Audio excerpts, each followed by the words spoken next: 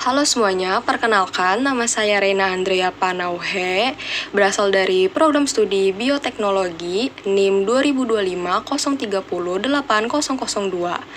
Nah, pada kesempatan kali ini saya akan mempresentasikan tentang penerapan cloning gen dalam menghasilkan insulin.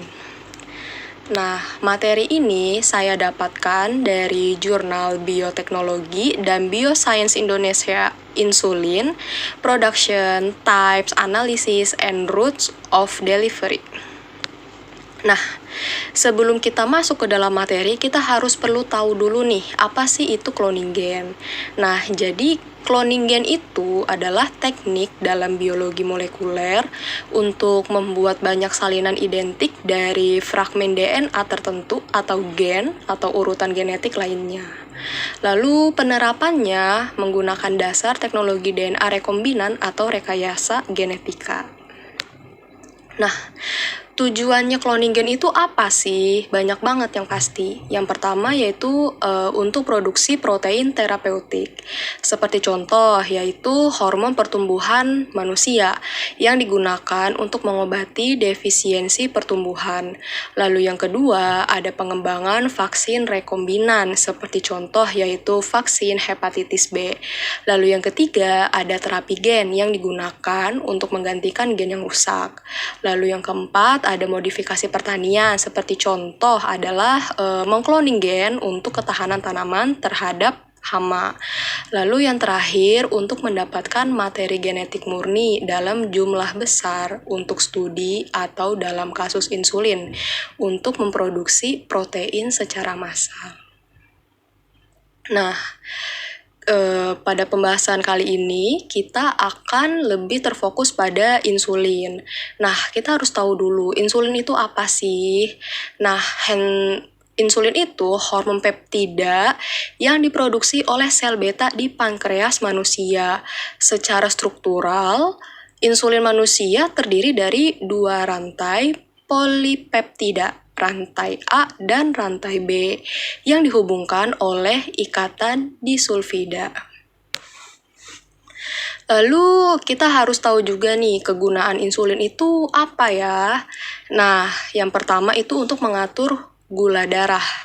Nah, insulin itu adalah kunci yang memungkinkan sel-sel tubuh, terutama otot, lemak, dan hati, mengambil glukosa dari aliran darah untuk digunakan sebagai energi. Lalu yang kedua adalah menyimpan energi, mendorong penyimpanan kelebihan glukosa dalam bentuk glikogen di hati dan di otot atau lemak. Lalu yang ketiga adalah relevansi klinis. Sangat penting dalam pengobatan penyakit diabetes mellitus tipe 1 dan beberapa tipe 2, di mana tubuhnya itu kekurangan insulin atau tidak dapat menggunakannya secara efektif. Lalu kita harus tahu nih sejarahnya insulin. Nah, ternyata dahulu menghasilkan insulin itu cukup sulit. Jadi, insulin pada zaman dahulu dihasilkan melalui pankreas hewan. Nah, insulin itu diekstrak langsung dari pankreas hewan ternak, terutama sapi dan babi. Nah, proses produksi skala besar insulin dari ekstrak hewan itu dimulai sekitar tahun 1923. Nah, kita perlu tahu nih prosesnya. Proses pembuatan insulin pada sebelumnya, pada zaman dahulu. Jadi, prosesnya itu dilakukan pertama proses yang dilakukan adalah pemotongan, penggilingan, dan pemurnian pankreas hewan untuk mengisolasi hormon insulin di dalamnya. Lalu keterbatasan dalam insulin ini adalah meskipun efektif dalam menurunkan gula darah, insulin yang dihasilkan dari hewan ternyata memiliki perbedaan kecil dan struktur asam aminonya dibandingkan dengan insulin manusia.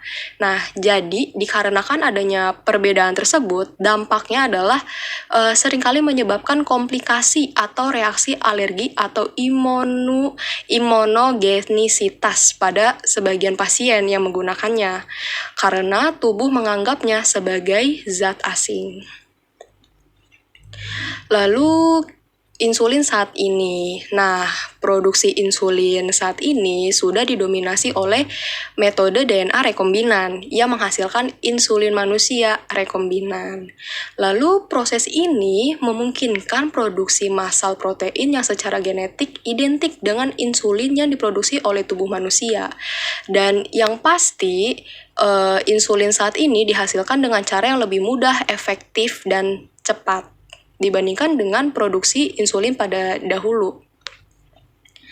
Nah, jadi proses insulin pada saat ini itu memiliki banyak alur, tahapan. Nah, yang pertama itu ada tahapan persiapan gen insulin manusia. Nah, isi tahapannya itu terdiri dari identifikasi dan isolasi. Nah, gen yang mengkodekan proinsulin atau prekursor insulin atau dua rantai polipeptida insulin, rantai A dan rantai B, diidentifikasi dan diisolasi dari sel manusia. Lalu ada tahap pemilihan vektor. Gen yang diisolasi disiapkan untuk dimasukkan ke dalam plasmid, yaitu molekul DNA melingkar yang berfungsi sebagai vektor atau pembawa gen. Lalu ada tahap kedua. Tahap selanjutnya adalah pembentukan DNA. Nah, pembentukan DNA ini ada beberapa tahapan juga. Yang pertama yaitu ada tahap pemotongan dan ligasi. Jadi gen insulin dan plasmid dipotong pada lokasi spesifik menggunakan enzim restriksi. Kemudian gen insulin disatukan kembali dengan plasmid menggunakan enzim DNA ligase.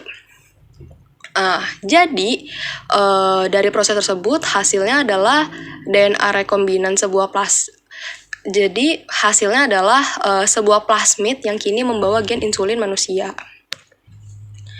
Lalu tahap ketiga, tahap selanjutnya yaitu ada transformasi dan pembiakan sel inang.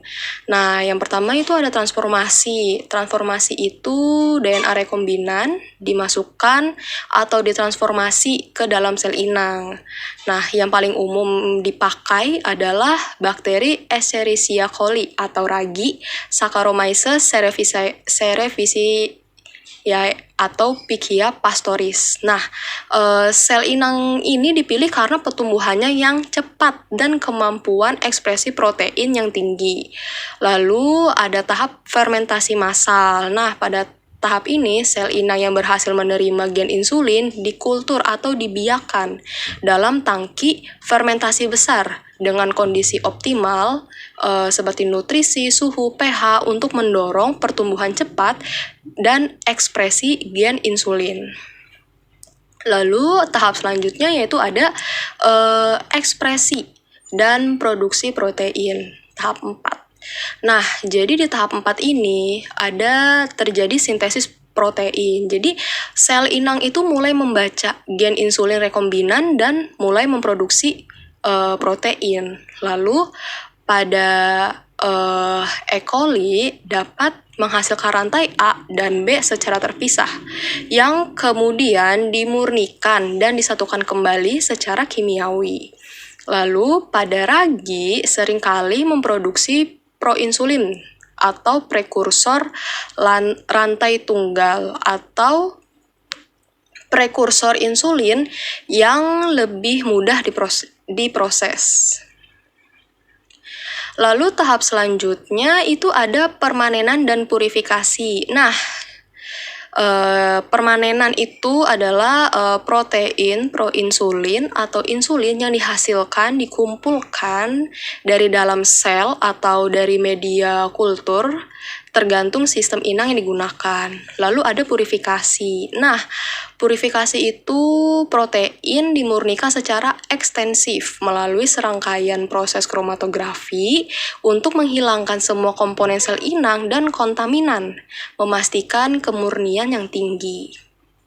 Lalu tahap selanjutnya adalah konversi dan formulasi.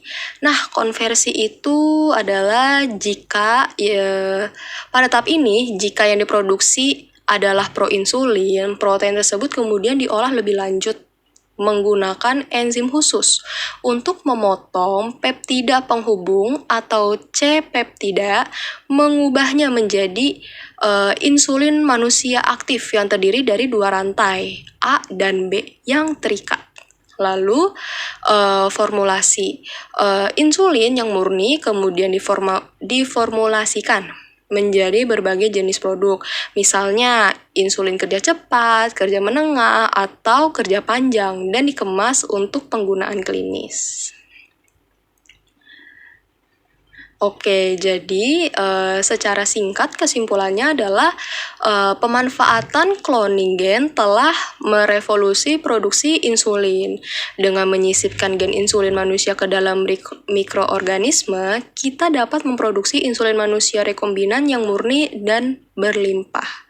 Inovasi bioteknologi ini tidak hanya menyediakan pengobatan diabetes yang aman secara global, tetapi juga membuktikan cloning gen sebagai alat transformatif yang esensial dalam kedokteran dan bioteknologi modern. Oke, sekian presentasi dari saya. Mohon maaf jika ada kesalahan dan kekurangan dari sisi penjelasan ataupun materi. Terima kasih.